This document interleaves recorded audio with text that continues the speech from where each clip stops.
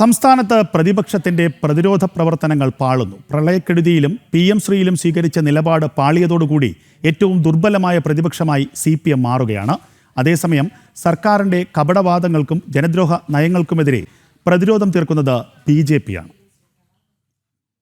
100 ദിനങ്ങൾ ഭരണപക്ഷത്തിന്റെ മാത്രമല്ല പ്രതിപക്ഷത്തിന്റെ പ്രവർത്തനങ്ങളുടെയും കൂടിയാണ്. എന്നാൽ കഴിഞ്ഞ 100 ദിവസങ്ങളിൽ സർക്കാരിനെ പ്രതിരോധത്തിലാക്കുന്നതിൽ ഇടതുമുന്നണി പരാജയപ്പെട്ടുവെന്നാണ് ഉയരുന്ന വിമർശനം. പ്രളയക്കെടുതിയിലും PM ശ്രീ പദ്ധതിയിലും സ്വീകരിച്ച നിലപാടുകൾ തിരിച്ചടിയായതോടെ CPM നയിക്കുന്ന പ്രതിപക്ഷം കൂടുതൽ ദുർബലമാവുകയാണ്. നിയമസഭയിൽ എത്തുമ്പോഴും സ്ഥിതി വ്യത്യസ്തമല്ല.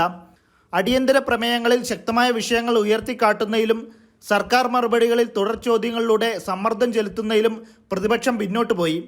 എന്നാൽ 3 MLA-മാരുടെ അംഗബലം മാത്രമുള്ള BJP സർക്കാരിന്റെ ജനദ്രോഹ നയങ്ങൾക്കെതിരെ ശക്തമായ പ്രതിരോധമാണ് തീർക്കുന്നത്.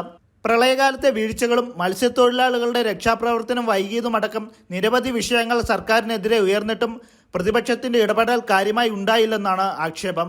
CMRL എക്സാലോജി കേസുമായി ബന്ധപ്പെട്ട പ്രതിപക്ഷ നേതാവിന്റെ വീട്ടിലെ റെയ്ഡ്, വീണ വിജയനുമായി ബന്ധപ്പെട്ട കേസ് തുടങ്ങിയ വിഷയങ്ങളിലും CPM-നും മുന്നണിക്കും പ്രതിരോധത്തിലാകേണ്ടി വന്നു.